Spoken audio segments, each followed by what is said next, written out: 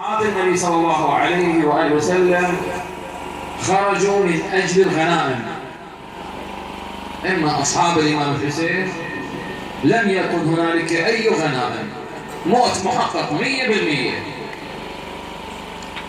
وهذا بحد ذاته ينطينا درس عظيم. شلون؟ ولذلك يشوف أصحاب النبي صلى الله عليه وسلم خسروا المعركة ماديا ومعنويا. يجب على المقاتل أنه أن يخلص لله في جهاده، لازم أن تكون النية خالصة لوجه الله. وهذا درس يجب على كل مجاهد أن يتعلمه، هذه نية الإخلاص لله سبحانه وتعالى، ليس فقط في الجهاد وإنما في كل عبادة، بالوضوء، بالصلاة، بالصوم. شرط أساسي هي النية. أتذكر الشيخ علي الكعبي رحمة الله على روحه رواية، وهذه الرواية موجودة في كتاب بنية المريد، اللي يحب يراجع بالبداية كلش في بداية الكتاب.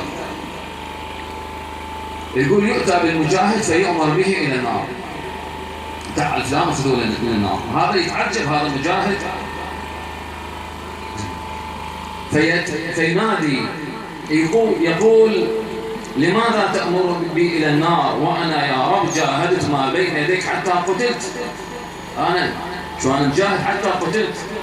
فيأتيه النداء: ما أردت بذلك وجهي إلا ليقال عنك فلان جريء. أنت من جاهدت مو الله سبحانه وتعالى، وإنما شنو؟ حتى يقولون عليك فلان بطل، فلان جريء، وقد قيل ذلك، قالوا عليك بطل ونصبوا لك ضوئية. يلا، يقول: فيسحب على وجهه إلى نار جهنم. هذا شنو؟ المجاهد إذا ما صف النية لله سبحانه وتعالى. وهذا خير درس إنه بعد، بينما أصحاب الإمام الحسين نيتهم لله تماما، ما بها أي دغش. ولذلك شوف الله سبحانه وتعالى قد كشف عنهم الغطاء في يوم عاشوراء. اختبرهم الإمام الحسين عدة اختبارات عملية، انطاهم الإذن بالمغادرة لكنهم أصروا. يقولوا: لا أبا عبد الله، احنا جد نريد نعيش بعدك. شوف هالكلمات هاي اللي تهز الإنسان. يعني إمام معصوم يقول لك: روح توكل بالله، أنا ترى بس أنا المطلوب، أنتم ما مطلوبين، وأنتم وياكم عوائل، روحوا توكلوا على الله. يطلع زهير وما أدرك ما زهير، يقول: يا أبا عبد الله، وددت أن أقتل ثم أحرق ثم أحيا ثم أقتل ثم أحرق حتى يفعل الله بي ذلك 70 مرة على أن أتركك ما ترك. كيف يا أبا عبد الله وهي موتة واحدة؟ شوف الإخلاص هذا. على أي حال، أصحاب النبي صلى الله عليه وآله وسلم هنالك أمل بأنه يرجعون أحياء، عندهم أمل بأنه يرجعون عدلين. أما أصحاب الإمام الحسين ماكو أي أمل ولا 1% بأنه يرجعون أحياء. وأضرب لك مثال، إحنا قلنا شرط أساسي بأنه شنو؟ المجاهد أن تكون النية خالصة لوجه الله، لا من أجل الغنائم. لهذا اللي يخرج بدون نية لله تبارك وتعالى ونستجير بالله لأجل الغنائم، لأجل السرقة، هذا يفشل سواء كان فرد أو مجموعة. أروي لك هذه الرواية. واحد من عسكر النبي صلى الله عليه وآله وسلم في إحدى الغزوات، يقول: شاهد له أجل الله السامع حمار، وهذا الحمار عليه سرج جميل، فطلب الإذن من النبي بالبراز إلى القوم. فقال له النبي: تمهل، انتظر. هذا يباوع على الحمار وعلى السرج مالته. أصر على النبي عدة مرات يريد الإذن في البراز، لكن النبي ينهاه. لما شاهد إصرار قال له: روح توكل الله، يلا. فإجا هذا الرجل ترك الجيش كله، إجا على صاحب الحمار فقتله، وأخذ السرج مالته وأخذ الحمار كأنما أجدت غنيمة. وهو بالطريق متوجه إلى النبي صلى الله عليه وآله وسلم، أتاه سهم فقتله. فصاح أصحاب النبي صلى الله عليه وآله: هنيئا لك يا فلان، قد نلت الشهادة بين يدي رسول الله. قال: مهلا يا قوم، على كيفكم أواش. هذا إنما شنو شهيد الحمار، ما استشهد في سبيل الله، ومشت عليه شهيد الحمار لأنه ما صف النية، استشهد من أجل الغنائم. أصحاب النبي صلى الله عليه وآله وسلم بعضهم أصابهم الغرور، نظروا إلى أنفسهم قالوا لك إحنا أكثر من المشركين، والمشركين أقل عدد، إذن إحنا منتصرين، كأنما حقوا النصر بجيوبهم، والنتيجة صارت شنو؟ بالعكس. بالتالي خسروا خسارتين مادية ومعنوية، لأنهم انغروا بأنفسهم. العبرة مو بالكثرة. هذا نبي الله يوسف عليه السلام حينما أرادوا أن يلقوه أخوته في البئر ابتسم ضحك، قال له: شو تضحك يا نبي الله يوسف؟ قال لهم: سبحان الله، أنا بالطريق أقول اللي عنده 11 أخو وينكو يقدر لص يتجاسر علي، لكن سبحان الله دارت الدنيا أصبحتوا أنتم أعدائي. شاهد الكلام. فيجب على المقاتل أن شنو؟ أن لا ينغر بنفسه، والإخلاص لله سبحانه وتعالى. زين. تجد تاريخ أصحاب الإمام الحسين سلام الله عليه تاريخ مشرف. أضرب لك مثال: برير ابن خضير الهمداني رضوان الله عليه، وهذا هم يعطينا درس يا أخوان. أكفد كلام للإمام علي بن أبي طالب سلام الله عليه يوصي مالك الأشتر، يوصي باختيار الجند. بس البر الصوت، جزاكم الله خير، بارك الله فيكم الأخوة، بس اقطعوا صوت الله يخليكم. فقال له: يا مالك اختار الجند، أنت إذا تريد تكون دولة اختار الجندي المخلص لله سبحانه وتعالى، اللي ما يأخذ رشاوي. سبب هذه التفجيرات هو عدم الإخلاص، لا لله ولا للوطن، أكثر الولاءات للفلوس. زين. وهاي هي الدمار، عدم الاختيار. لابد إذا أريد أختار جندي أو أختار شرطي أو أختار في أي منصب معين، لابد عليه قبل لا يجي يكون عندي خلفيات عنه، وإلا هذا سبب الدمار. إنه مع احتراماتنا للقوات الأمنية بعضهم يعطي فلوس أو معهم يفوت، وهاي نتيجة المجازر، خاصة في بغداد، قائمة على قدم وساق. فلوس، حتى ذا يسجن هم يدفع فلوس ويطلع. وهذا عدم العمل بوصايا أهل البيت عليهم السلام. برير بن خضير كان سيد القراء. الإمام حسين يعرف شلون يختار جنوده. هذا 40 سنة، وهو إنسان مو معصوم. هسه خاف واحد يجي يقول: شيخنا هذا معصوم، شو يجيبنا علي؟ بوي عم هذا مو معصوم. لا، القضية راح أنطيك إياها، يجوز ما تتوقعها. أنا أقول لك ما راح أصدق، بس أنا أقول لك صدق بيني بين الله. على أي حال هسه راح أفاجئك بالموضوع. كان يصلي 40 سنة، يصلي صلاة الصبح بوضوء، صلاة المغرب والعشاء، دلالة على أنه كان أكله قليل. هسه يقول شيخنا زين ما يبطل وضوءه؟ لا، ما يبطل وضوءه، لأن كان أكله قليل فما ينام أصلا. زين. حتى إلى درجة يقولون في المعركة في واقعة كربلاء أحدهم يقول له من الجيش المعادي، يقول له: يا فلان هذا أستاذنا بالقرآن، أنت ليش راح تقاتله؟ هذا مو كان يعلمنا القرآن، هيك واحد يجازي ليش تروح تقاتله؟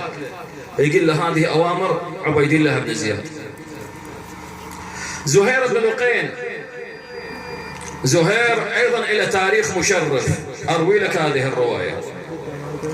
فرد يوم النبي صلى الله عليه وآله وسلم بهذا الموقف النبي يريد يعطينا فد رسالة، يقول: تمشى بالأزقة، شاهد أطفال يلعبون.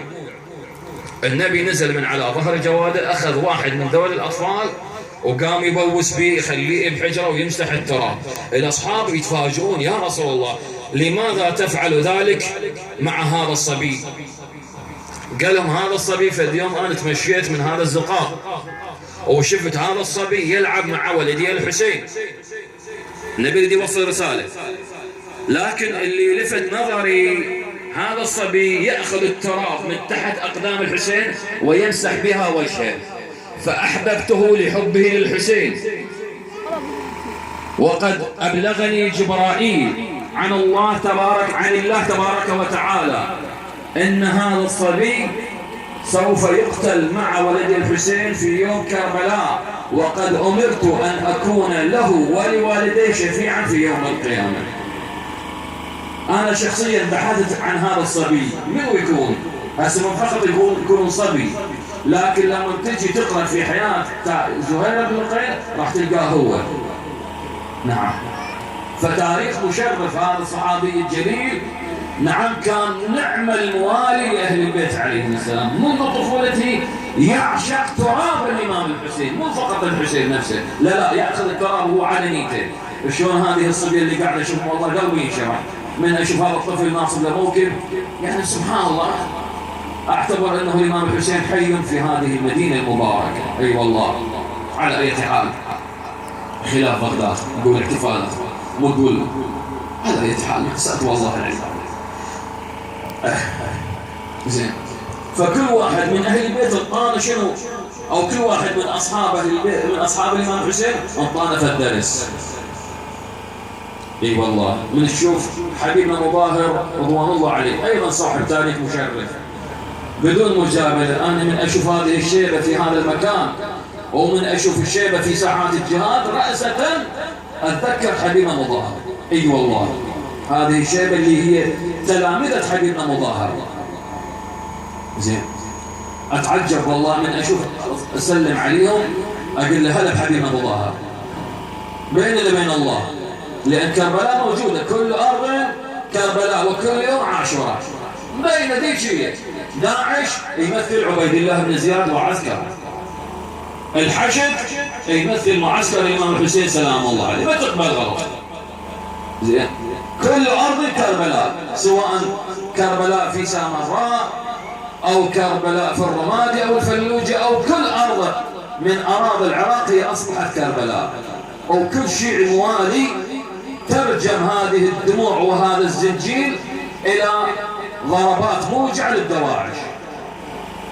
أي نعم، حتى والله أتذكر في المظاهرات حينما ضربونا أخوتنا الشيعة اللي يصيحون يا حسين، أخوتنا يضربونا وإحنا جايين نطالب حقوقهم. أكو مرة غاز مسيل الدموع بس تقول كيميائي، يكتلك كأنما يأذيك في مكانك، لا يخلي عدة دموع، يدمر نفسيتك. وإحنا جايين نطالب حقوقنا، حقوق البلد المسلوبة.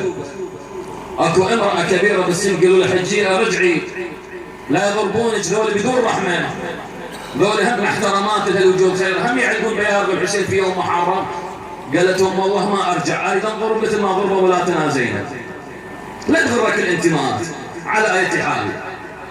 فأصحاب الإمام الحسين انطونا درس عظيم تمشي عليه الأجيال. زين، حبيبنا مظاهر هذا رجل أيضا إلى تاريخ مشرف، اشترك في كثير من المعارك أمير المؤمنين سلام الله عليه. يأتي إلى الإمام الحسين سلام الله عليه إنه طلب من عنده الإذن في البرازي، يقول له يا حبيب أنت لم تقصر في نصرتنا أهل البيت، أنت رجل إلى تاريخ، أنت ما قصرت، رجل كبير. نعم، يصر حبيب. أروي لك هذه الرواية وحتى ننزل المصيبة وحتى ما أطول عليك. أي نعم، اليوم قلت لك درس يتبع درس. واحد من أبنائنا وهو إنسان اعتيادي الله وكيلك، أنا من قلت لك الحشد هو يمثل واقعة كربلاء، لكن بالمقابل أكو بعض الأمور لازم نسكت عنها.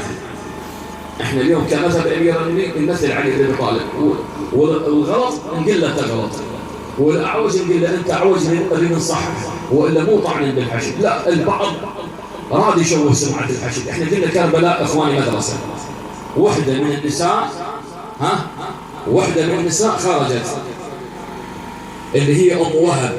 الامام الحسين سلام الله عليه يقول رجعها، انطانا قاعده لابد ان نسير على هذه القاعده. ايش قال له؟ قال أمة الله ارجعي فإنه ليس على النساء جهاد، ماكو جهاد على النساء، جهاد المرأة حسن التبعد. بالله عليكم يصير انه مرأة وهاي الزلم اللي تاكل القاع، تطلع الجاهد وهاي الزلة موجودة، بيا قانون بيا شرع الله سبحانه وتعالى. يصير وخاطر الله النساء تريد تجاهد وشماله يعني طلع شعرها مع احترامات. شو الفرق اذا هيك فرقنا عن الدواعش؟ الدواعش ما عندهم جهاد النكاح، هم يجيبون نسوان نستجيروا بالله. زين احنا مصيبتهم يكافي. ليش ترجعون فتره المرجعيه تنزلونها الى اسفل السافلين؟ ما يصير يعني. هاي عندي كربلاء مرسومه الي. الامام الحسين قبل 1400 سنه قال لا جهاد على النساء. هسه مو طعنا بالمراه لا، وانما اراد ان يقومها. النساء قد تقعد تسكت انه شغلها اكل. جهاد المراه حسن التبعل، ماكو داعي لا سمح الله الا اذا هاي الزنا كلها جو القاع ذيك الساعه بحثا اخر. بس مو الفضل من الله. العراق متروس زلم والمرأة تطلع تجاهد ولابسه مرقط وما اعرف ايش وبتاخذ صور. والله ضربت عرض فتوى المرجعيه عبد الحق ما اعترفتوا بيه. هذا تشويه للمذهب كله.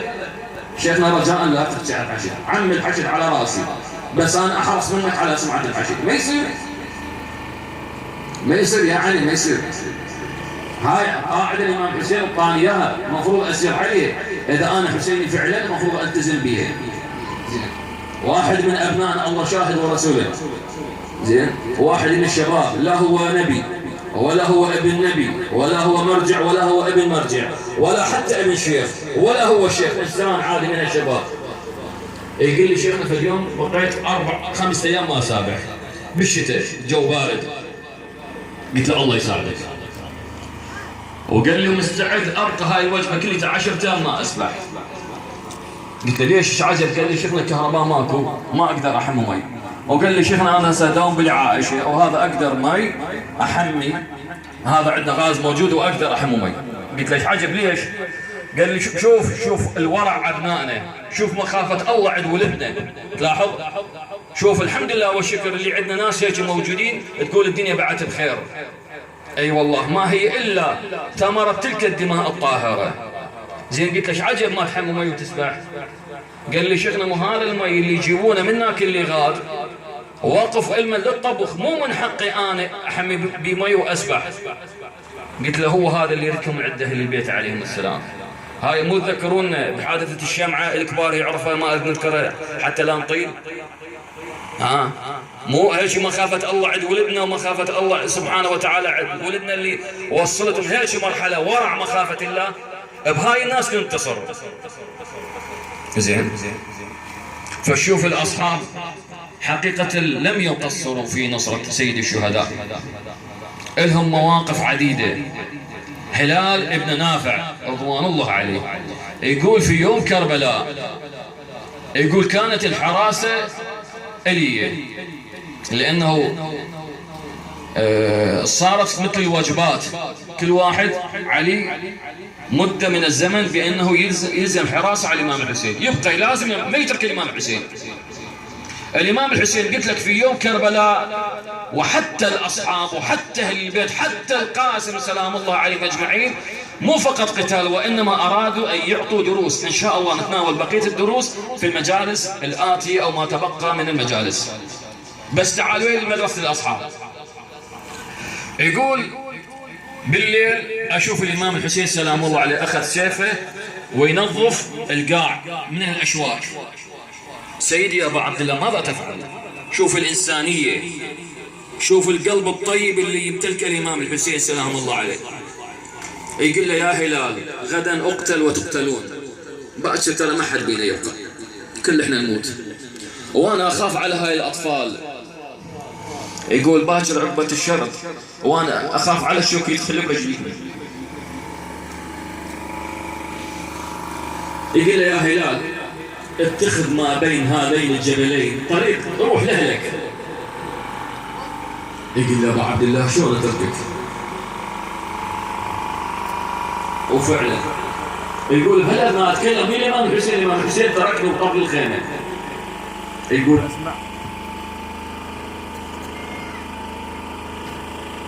يا الله. يقول بهذه الأثناء أسمع الإمام الحسين سلام الله عليه يخاطب أخته الحوراء زينب. تقول له يا أبا عبد الله أخشى من أصحابك، أخاف أصحابك يغدرون بك نفس ما غدروا بك البقية. هل اختبرتهم؟ شفتهم؟ أخشى عند اصطكاك الأسنة يغدروا بك يا أبا عبد الله. هلال يسمع يقولها بلى، اختبرتهم فما وجدتهم إلا الأشوش الأقعس يستأنسون بالموت دون استئناس الطفل بمحالب أمه. فقال حبيبي اي والله نستأنس بالموت استئناس الطفل بمحالب أمه. أريد أبين لك هالكلمتين الأشوس والأقعس، خادمكم بينت الإخوان إخوانكم المجاهدين شنو معنات الأشوس؟ اختبرتهم فما وجدتهم. الأشوس الأقعس. الأشوس الرجل اللي يمسك الأرض النقاط الثابتة، ذول اللي يمسكون الأرض عليهم واجبات. الأقعس الرجل المهاجم المحارب اللي هم بالإصلاح العسكري فوق الطوارئ 24 ساعة لابسين كامل، ساعة 9 يقول يلا اهجمنا. فأصحاب الإمام الحسين سلام الله يصفهم فما وجدتهم إلا الأشوس الأقعس يستأنسون بالموت دون استئناس الطفل بمحارب أمه. يقول هلال أنا الظاهر السيدة زينب ما مرتاحة إنه بعت لي حد الآن خايفة، وهذا لازم موقف. يقول تركت خيمة الإمام الحسين وذهبت إلى مخيم الأصحاب. يا حبيب، يا زهير، يا فلان، يا فرسان الهيجاء. أبو الفضل سمع النداء، يقول كان صاعد على الفرس ليلة العاشر، يقول كل الأصحاب ما بين ساجد راكع. أبو الفضل لا، كان بسيفه ويحوم حول الخيام، أخذ دور الحراسة. يقول من سمع النداء يا فرسان الهيجاء يا أبطال الحروب، يقول كض الفرس وقطع أنه الحبال مالته.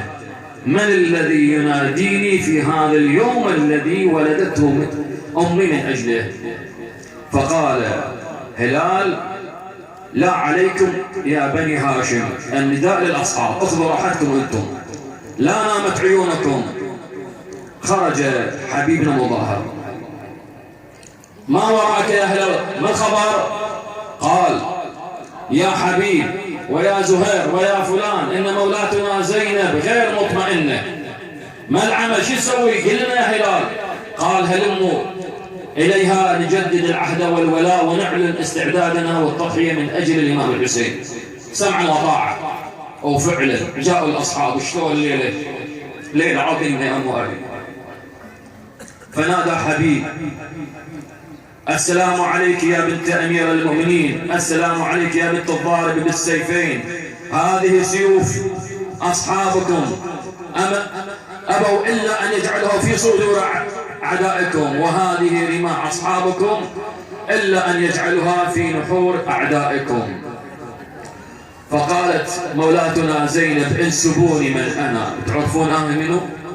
أنا ابنة أمير المؤمنين، أنا ابنة الضارب بالسيفين، أنا ابنة فارس المشارق والمغارب، حاموا عنا يا محيين الليلة بالعبادة. نعم يا محب، شلون الليلة عظيمة.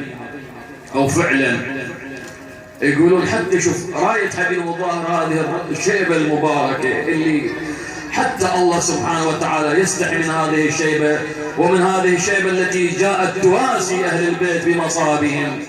نعم يقولون حينما قدمت تلك الرايات سيدة زينب سلام الله عليها تسأل علي الأكبر يا علي هذه الراية لنا أم علينا؟ فيقول علي الأكبر هذه الراية علينا. شوي هناك وتجي راية حبيبنا مظاهر. نعم هذه الراية لنا أم علينا؟ فقال علي الأكبر هذه الراية لنا. من صاحبها؟ قال علي. قال حبيبنا مظاهر الأسدي رضوان الله عليه. ابتسمت فرحت من شهدت راية حبيبنا مظاهر.